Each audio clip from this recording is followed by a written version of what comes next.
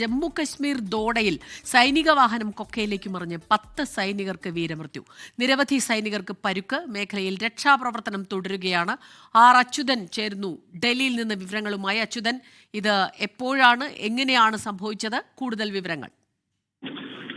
ഏറെ വേദന ഉളവാക്കുന്ന ഒരു അപകടമാണ് ഇപ്പോൾ ജമ്മു കാശ്മീരിലെ ദോഡയിൽ ഉണ്ടായിരിക്കുന്നത്. ദോഡയിലെ ഖന്നി ടോപ്പ് എന്ന് പറയുന്ന മേഖലയിൽ വെച്ചായിരുന്നു ഈ സൈനിക വാഹനം 200 അടി കൊക്കയിലേക്ക് പതിച്ചത്. ഇതിൽ 17 സൈനികർ ഉണ്ടായിരുന്നു എന്നുള്ള വിവരമാണ് പുറത്തു വരുന്നത്. ബുള്ളറ്റ് പ്രൂഫ് വാഹനമായിരുന്നു ആർമിയുടേത്.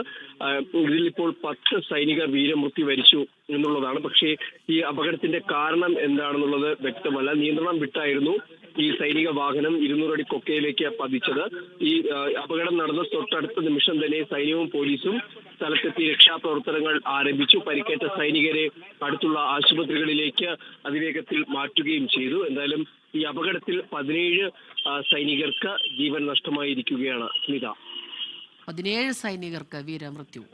ആർ അച്യുതനാണ് വിവരങ്ങളുമായി നമുക്കൊപ്പം ചേർന്നത്. ലോകത്തെവിടെയായാലും ഏത് സമയത്തും 24 വാർത്തകളും ഓഗ്മെന്റഡ് റിയാലിറ്റി പാക്കേജുകളും എക്സ്പ്ലെയിനറുകളും വിശദമായി കാണാൻ ഞങ്ങളുടെ യൂട്യൂബ് ചാനൽ നിങ്ങൾക്ക് സബ്സ്ക്രൈബ് ചെയ്യാം.